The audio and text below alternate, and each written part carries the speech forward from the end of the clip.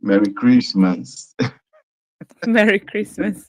Hannah, please, Don't- you welcome this live uh, again. It's ever pleasure to talk to you. I hope this repeat very, very It's a pleasure to be here. This is important and why I take this with feminism, because we are under the opinion, most people have the view of feminism that is this benign creating rights, and now because we have the same rights, opportunities for women, so it keeps morphing into the next thing, um, and that is because this is the wrong view to have. Feminism is a malignant a malignant movement. It started way back with Elizabeth Cady Stanton in the middle of the 1800s.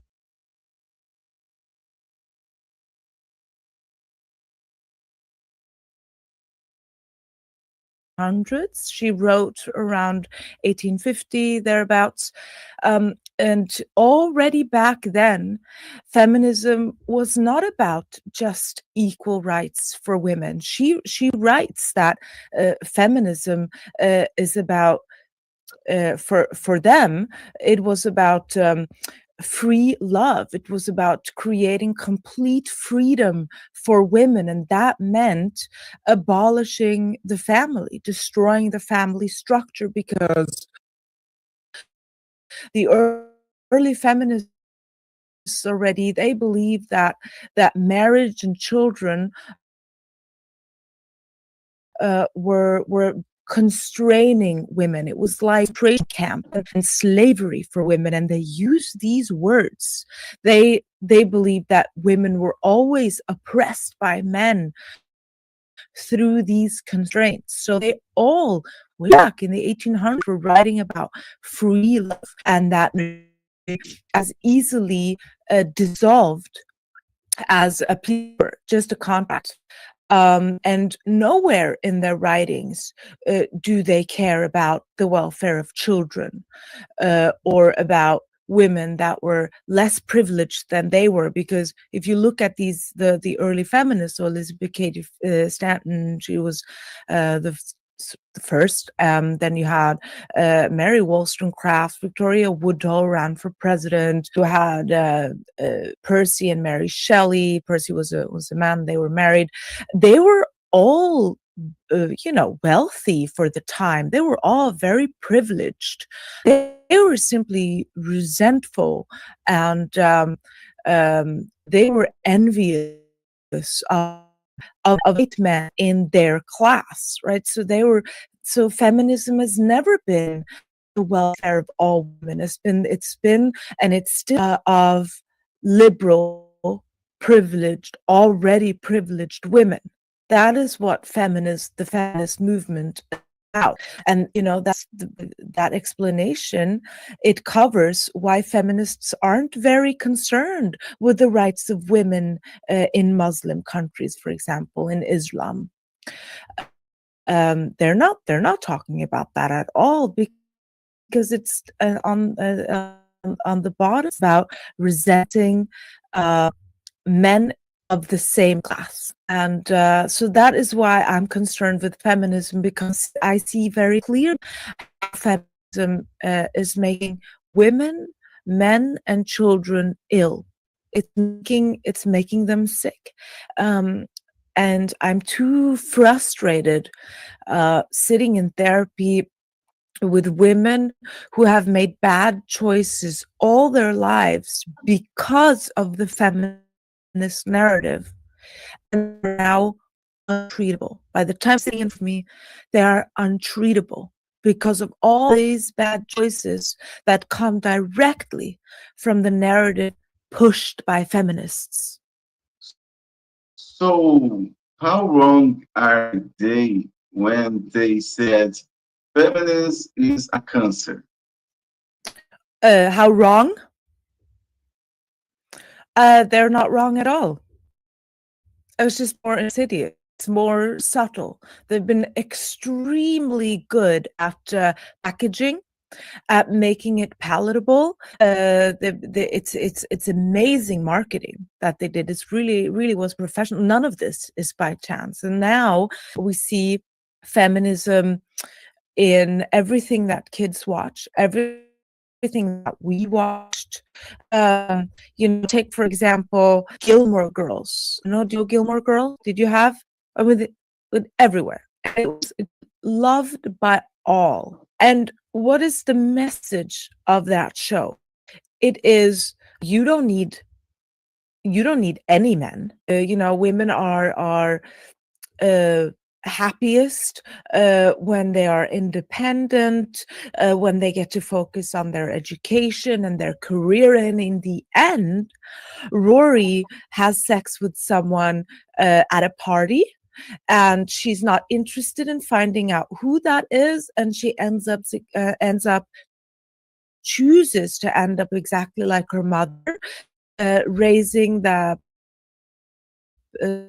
child that she's pregnant with. I'm sorry, spoiler alert if you haven't done more girls. So she and are happy about it. So and every girl thinks she is or wants to be exactly like Rory. So she is highly intelligent, and she achieves everything she sets her mind to, everything academically, without really any effort.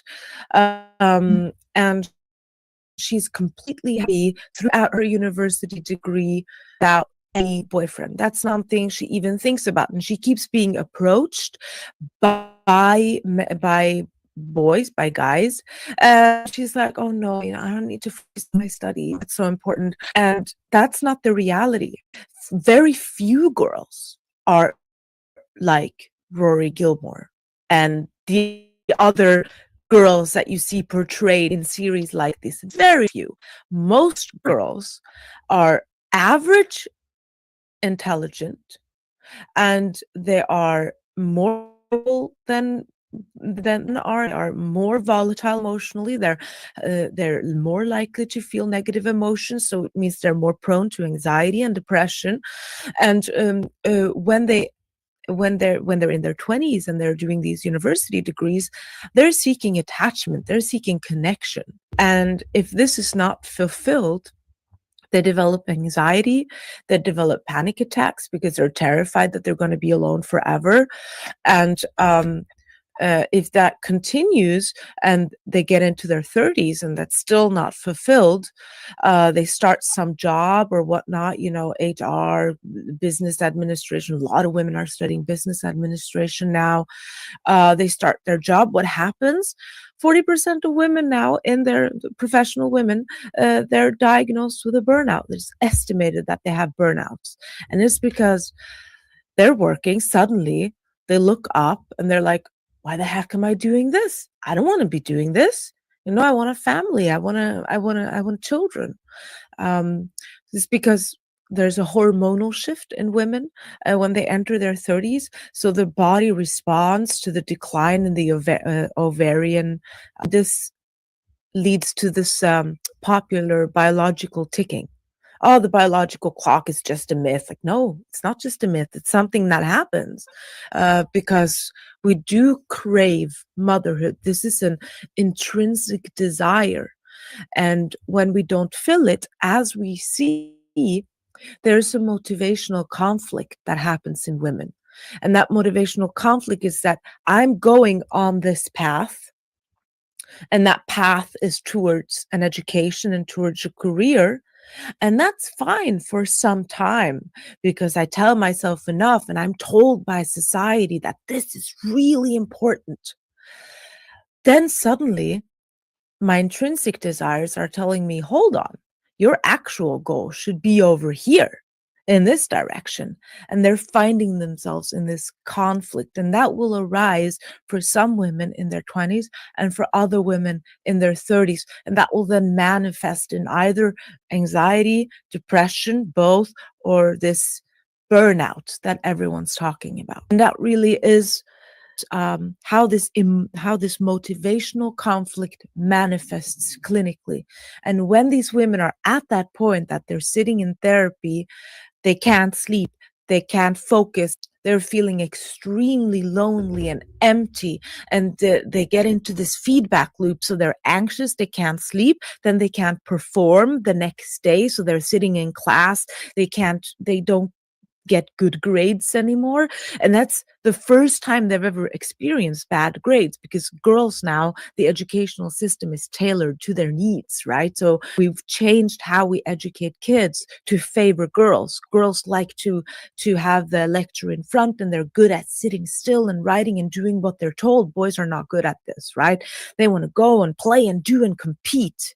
So but we've changed that so that girls will do well. So then when they're suddenly in university and they're starting to, they have anxieties and they can't focus, and suddenly they're getting bad grades, it's like, oh my God, and I can't do it, and what am I going to do now? And then they have more anxieties and more depression, and then they're trying to date in addition. So they're out at night and they're dating university men, but guys in their 20s, they don't want no relationship. Like, they don't want to, they want to have sex and, do whatever they're going to do. They don't want commitment, like, obviously, but no one told these girls that. No one told them that, hey, you're going to want to settle down, but the men you're dating at university, they don't want that. So they think that they can operate just like men do. And so they're feeling empty after this night of sex, while the men are like, okay, whatever, partying and having sex and great life. And the girls are getting more and more anxious and more depressed. So there's the loop that forms for them, and they present with psychiatric symptoms. So that's why feminism is cancer. Paraphrasing my dear Rebecca Muggenstein, and why are feminists so ugly? Well, that's a different thing. I'm talking about now how most girls operate. These blue-haired, screamy feminists, they're usually in some cluster B varieties. They have personality disorders usually that comes from attachment disorders, and it's a complicated thing. But I do think that they would have been helped had they had mothers who were in the home, fathers who were also in the home and present, and had authority enough to do proper discipline. If they were told from an early age that, you're probably going to want to have a family. This is how you're going to want to set up your life. And instead, they're entering some degrees that they have neither capability for nor interest in. And they get into these tribes at university because they're seeking attachment. They're seeking belonging. So they get into these clans, these feminist clans, where they all then look the same. And so they color their hair in whichever color is the fashion at the moment, and now it's like different color hairs, but it used to be different things. So that's why they look the same. And the cluster B girls, they have so much emotional pain that they can't deal with it. So that whenever they're in a conflict, so whenever something happens to them, they have a fight with someone, or Trump gets elected president, or whatever, they can't deal with this with proper emotional regulation, because they are emotionally dysregulated. So that's why they'll hurt themselves, or they'll stand in the street and scream and have tantrums like 2-year-olds, because they have never emotionally progressed further than a toddler. When feminism stopped fighting for women, they never fought for all women. They fought for themselves. They wanted to live the life that they thought they wanted. So these, if you go back, there's Carrie Gress, she's a philosophy PhD. She wrote a book called The End of Woman, where she details the pathological lives of the early feminists. Not just the early feminists, look, all the way to the 60s, and they were traumatized. They didn't get the man they wanted. Some were put to prostitution. Like, they had terrible lives, and this came of that. They were resentful. They were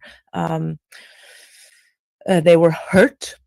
But they were intelligent, and they could write, and they could rile up other women, in the belief that, because of the oppression from men, they're oppressing us, and this is why we don't have what we want. But you see, it's interesting. So I'm based in Switzerland, and there's one canton in Switzerland that didn't give women voting rights until 1991. And it's funny because they did interviews with these women in that canton before, and you can see this online. And you ask these women, like, do you want equal voting rights? And they're just like, 1 vote per family, that's okay. And I'm not going to say it in German, but they translated, they say, our men, they do that well enough already. So for them, it was like they decided together as a family where they wanted to go, and how they wanted to be governed. And then because they were married, they all had for them, it was 1 vote for families. So they say, our men, they go and vote in our interest. And that's what the feminists don't understand. Right? Yeah. So for most women, it's, you get married and then you decide together how you want to be governed. And it's not like women didn't have a voice. Women were always involved in local government, in schools, in their communities. Like, if you've ever been married, you know that you don't, if you go out and vote for something that your wife doesn't agree with, well, you're just not going to do that. You don't want the hassle when you come home. You don't want the fight. In the end, you're going to vote how you together decide to vote. No? It's like, how easy is it really to oppress your wife? Not really very. But again, these women who wrote this, who came up with this ideology, they were traumatized. They didn't have great lives. They were, Elizabeth Cady Stanton, she lived her whole life being in love with her brother-in-law that she couldn't have. So when with that in mind, you read her free love, you should be free to love anyone, and there shouldn't be such a thing as marriage. It makes sense for someone who loved someone else her whole life.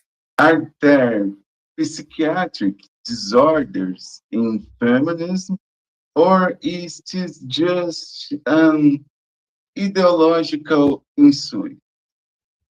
Well, I think feminism invariably leads to psychiatric disorders. I believe that, and I've written at length about that. I posted something this week on my Substack if you're really interested in how I get there. But I think invariably, if you set up your life after feminist principles, you will get sick and make your family sick at some point. I will go out on a limb and say that because feminism is the ideology of resentment. It is caused by resentment, and it causes resentment. It is, the whole egalitarianism that we have in Scandinavia, for example, it's based on feminism. It is the logical conclusion, as is transgenderism. It is the logical conclusion because there should be no visible, no differences between men and women.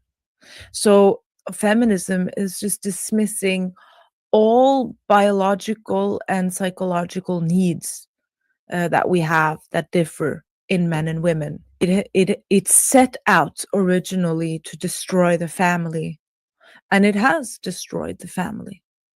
You have, in Norway, 40% of kids, they grow up to find their parents divorced. By the time they hit their teens, their parents are separated. There's much fewer now get married at all, but they in homes where the parents aren't together. So that and we see this at every turn. Feminism does not care about the welfare of children. They weren't included in their early writings. I mean, Simone de Beauvoir, I can't even, but she wrote that women should not have the choice to stay at home with their children, because if some women could do that, then all women, or that too many women would choose that, she writes. Then if she is allowed, then too many women would choose that. That's how she wrote it. And in Norway, where egalitarianism has come the furthest in the world, no one is at home with their kids when they're small. Really, just as socialism dictates, when the child is weaned, you put them away to be raised collectively by someone who knows better. And the mother goes to work, just like the man, and you share the tasks equally, and you are completely the same. So we no longer say we are. It wasn't enough for feminism to say we are equivalent. They had to make everyone the same. And no matter how much we hurt the children, no one's stopping to say, oh, maybe we've gone far enough. Maybe we should start rolling some of this back. And I'm under the firm belief that we should stop. We should start rolling back the incentives we give women to get them to work, to get them out into the workforce. That was a mistake. I think women belong with their kids full time when they're small, at least until they're 3, and then very slowly, what would this? I think so. Feminism invariably leads to psychiatric disorders. So sad. So sad. Yeah. Hannah, have you noticed a progressive increase in feminist men? Yeah. No, I mean, I love men. And I have 2 boys. So I'm very concerned with the welfare of men and boys. And I think, and we see this. I mean, let me ask you, who the heck voted for these rights to begin with in the first place? That was men. We would never have gotten the vote. I mean, okay, don't get me wrong. Yeah, I think women should have the vote. But do I think that we would have gotten voting rights despite if feminism was never involved? Yes. You see that I think we would have progressed to that without feminism. That was not. I don't think that they should get the credit for doing any of that, because so men have always supported, always wanted to do anything they can for women. That's all. You see this again and again. Men, all they want to do is to please women and be loved by women. And now that the problem is that they are still doing it. When we do need men to be reasonable and say, let's chill. The way men work is that they're ambitious. They will strive for status. That is what drives men psychologically. They will strive for status. And in that hierarchy, they're climbing. If reaching status means that they have to be the best feminist, they will climb that hierarchy. They will strive to be the best feminist. So that is what we're seeing now. And, I think if there was another hierarchy in front of them where they knew, okay, if I do this, then I get laid, they'll do that instead. Right? Because that you see these men, these soy boys marching in the feminist, with the pink hats and they're doing it to get with the women involved because they know they couldn't compete for the normal women, so they're competing for those women. I mean, that's what's happening. It makes sense for a man to defend feminism, because I say that I will be cancelled. I don't think men can defeat feminism. I think women have to do it. That's why I'm fighting so hard. There's nothing that you can. I mean, what are you gonna do? So I think that reasonable women have to come together and advocate for a pro-family stance. I think this whole pro-women agenda is a farce. The reason that women got special treatment have always gotten special consideration in history is because we need to protect the mother-child unit.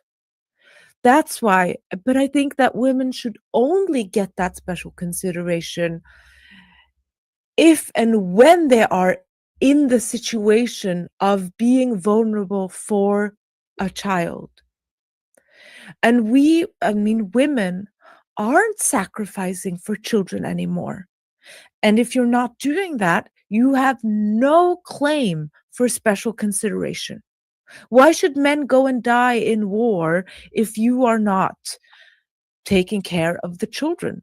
And now, women aren't even having children anymore, right? Half of women in their 30s in the West are now childless. Half of them. They don't want to be. They're unhappy about it. But that's the status quo.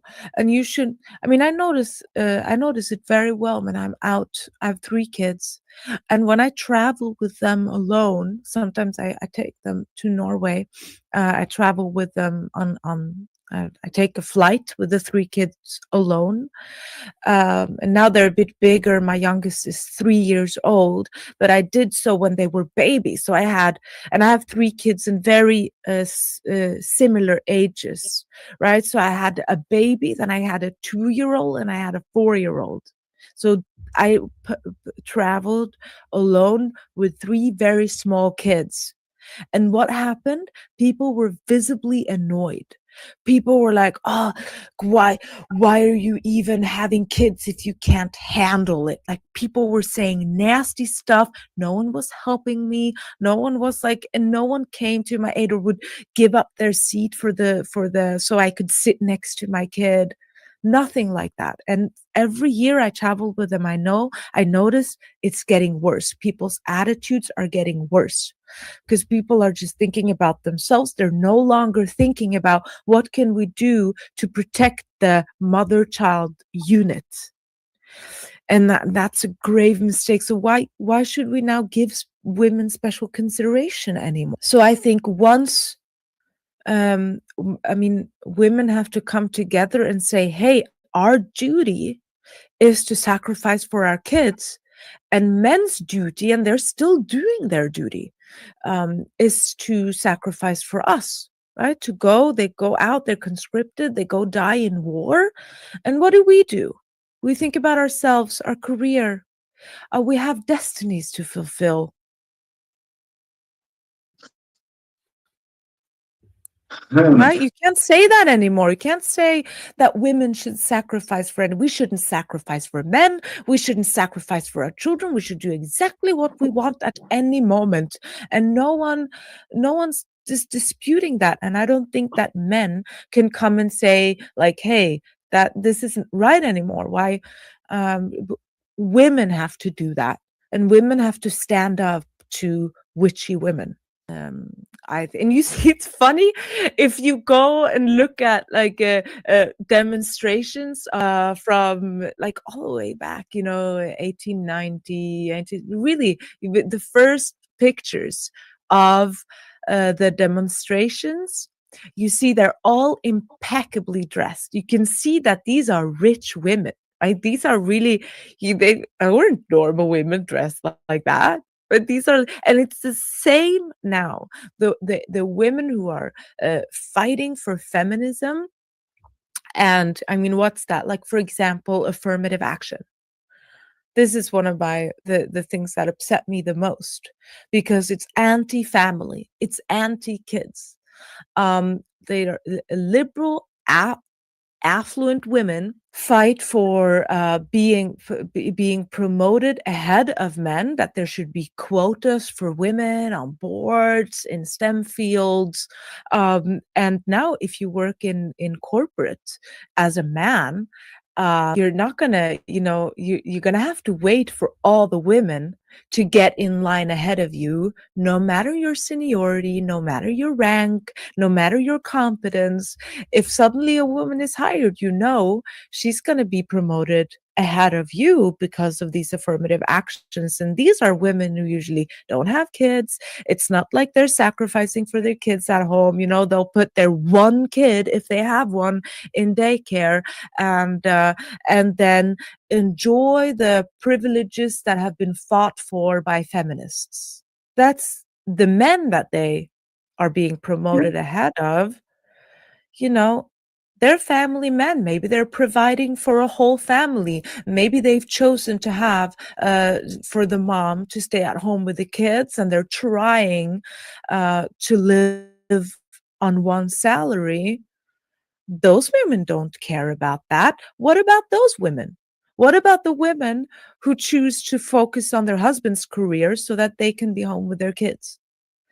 The feminists don't care about those women. The feminists don't care about the poor Afghan women who are being whipped and in the street for not having sex with their husbands at age 12. They don't care about that. But they'll march in rain and cold for their abortion rights because they don't care about children. They only care about what they can do to get their next promotion. They put pets as children, plants, and and that people have pets instead of kids. And they're put their little dogs in the strollers, and they're like pretend it's so terrible. It's so terrible. Oh, yeah. You know how many times I've been told, like when I said like, oh yeah, I was up all night with my baby, by friends of mine, like, oh yeah, ever since I have a dog, I have to be up so early in the morning. I mean, I can't. It's so hard not to slap those women who keep comparing their dogs to my baby. It's sick. It's sick. And they're gonna get sick from it, right? It's I see more and more people on the street, women, like middle-aged women, who don't smile, or like my kids are very because they're not raised in kindergartens and stuff, right? So they'll be very interactive with adults and with people on the street, and so they'll smile and be like, hello.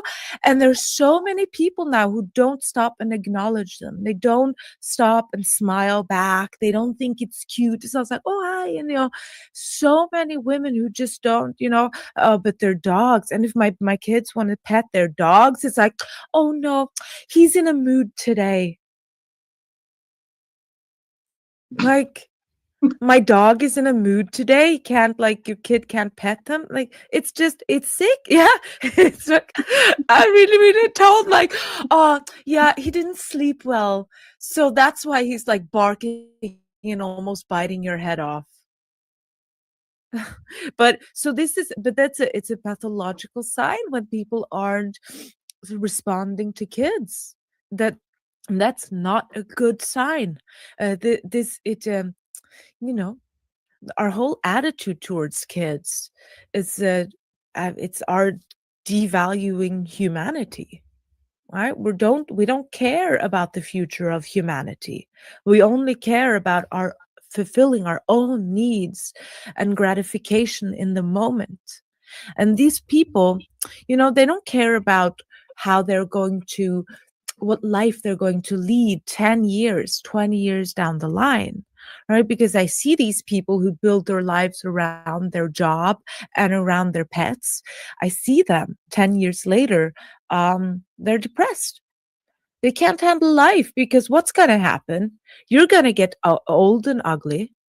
And you're not going to have the same opportunities anymore as you had when you were in your early 30s. Your job or your career, you're gonna discover that your career was just really a job all along, and that it stopped giving you the meaning that it did, right? Because it's like when you're in your 20s, early 30s, every promotion is like, oh my God, it's such a milestone, like, and then that's the feeling is going to stop, it's going to lessen. And so, you're 45.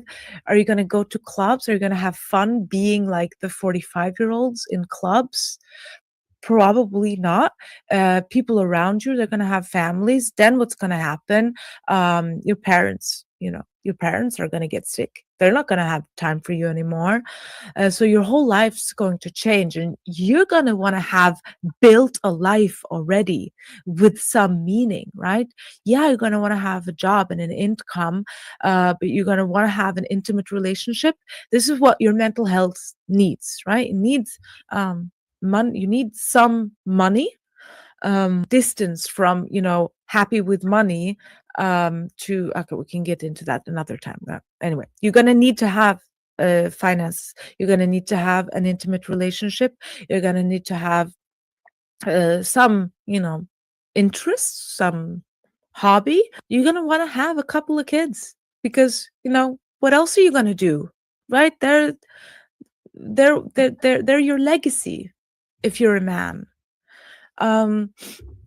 You want to have things that make you feel fulfilled, and physical health, obviously, but our mental health needs us to have those pillars.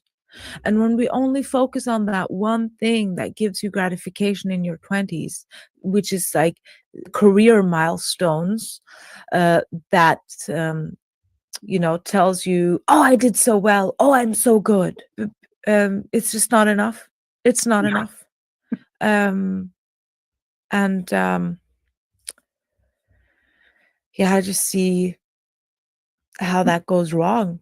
That you're gonna end up with a therapist in your 40s, if you build up and people say, when I tell people this, they'll say like, oh, but not everyone's the same, Hannah. Not everyone functions the same. It's not, we're all different. Yeah, sure. Like we're all different, but we're not as different in our psychological needs, and motivations, as those postmodernists who say that will have you believe. We are infinitely complex, when it comes to our problems, right? Lives are infinitely different.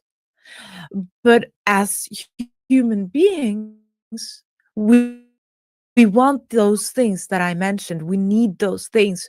And some people are aberrations. Some people have personalities that don't go with having kids, right? They won't make good parents, or they are eccentric, or they are pathological in some way. And it is pathological. The problem is that we've stopped calling it that, I think. It's a problem when we're normalizing things that we should be honest about are deviations from what we need. So yes, there are people who aren't born to be mothers, right? We always had a role for them. They went to nunnery, they were teachers. We had places for women for whom motherhood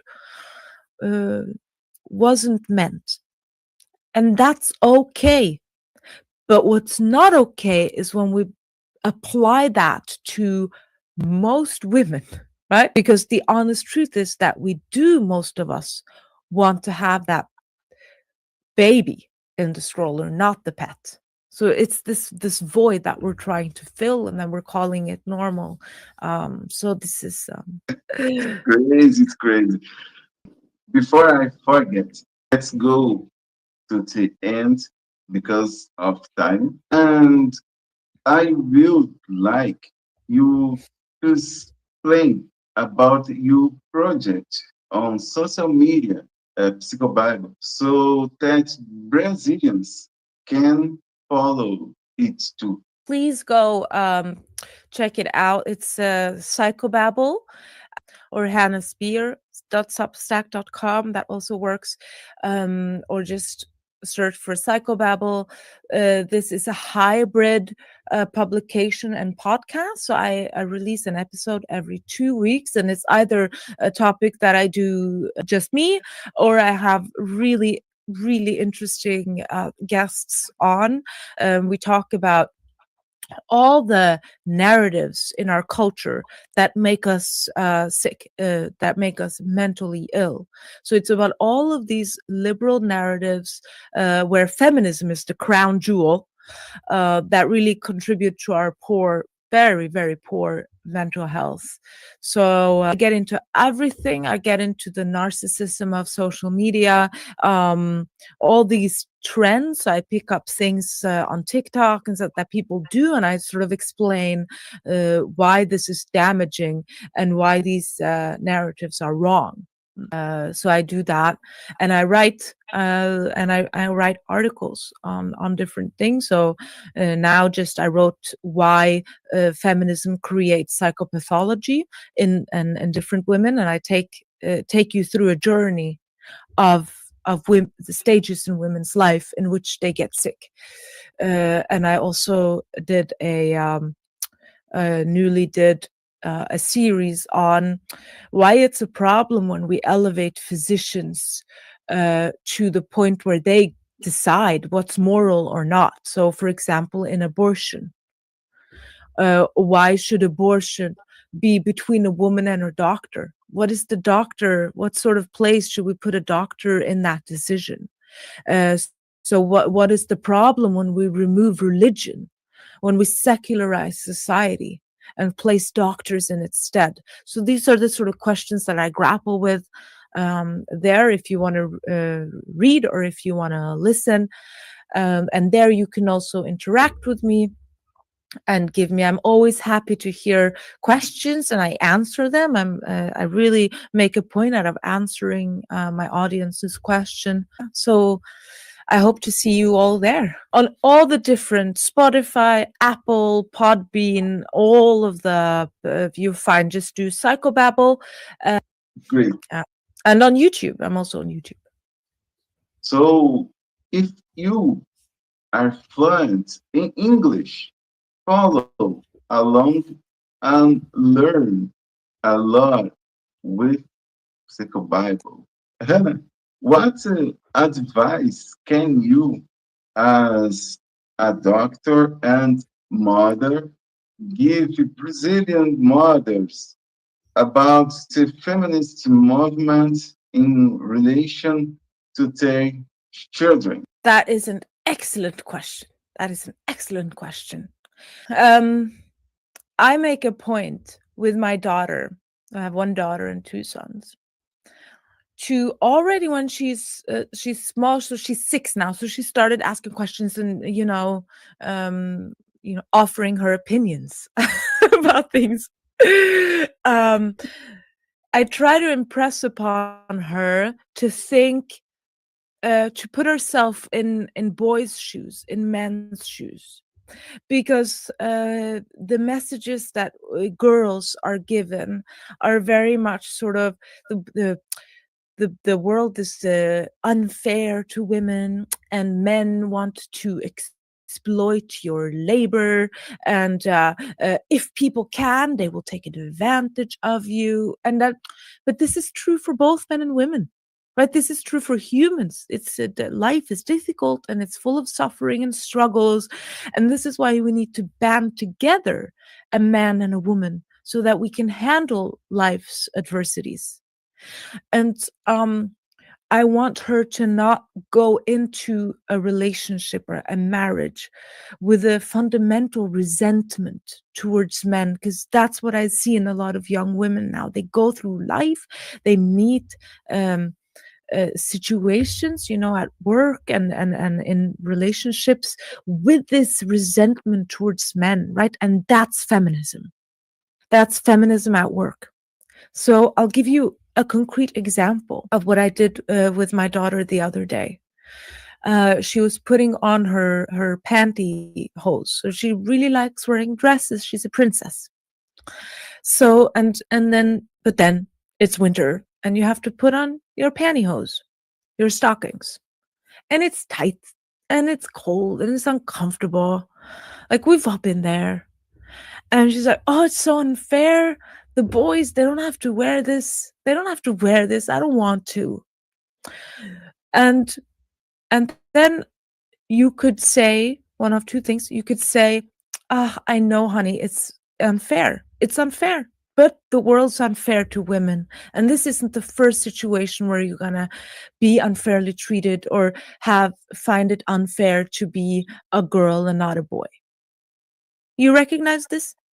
That's what they get through series. That's what they get, well, you just need to learn to deal with the unfairness of being a girl. Or you can say, yeah, pantyhose aren't very comfortable, but, have you tried wearing a shirt? So, because that was, we were going to pray and the boys had to wear a shirt like you're wearing right now. And so I was like, have you tried wearing one of those dress shirts? Have you, you see them button all the way to the top. That's, you can wear this dress you're wearing now. And I touched the dress and it was like a very soft, very comfortable, beautiful dress. And I said, touch this and touch the dress shirt. What would you rather wear? And she was suddenly very happy with her own attire, because it wasn't. So that's a different way to always just try to say, try to help her put herself in their shoes, because they only see the differences. It's a very, it's called cognitive restructuring.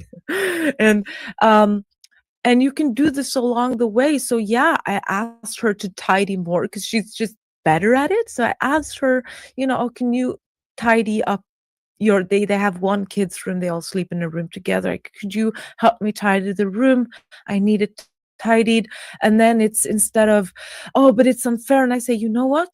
In a couple of years, they're going to be big and strong, and guess who's going to have to carry in all the groceries? That's not you. So just all the time, I think that those small things in every day can really help girls not be so resentful, where they learn to see the differences in the upbringing of girls and boys and learn to be happy with their lot. As doctor and mother, né? What advice can you give to teenagers who are studying and are interested in feminism? Get a job.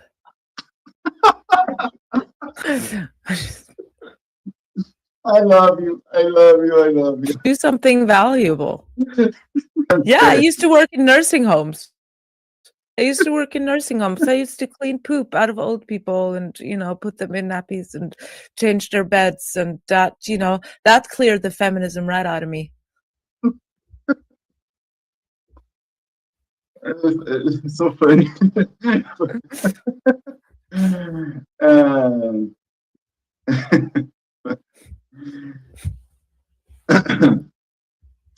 Then get a job.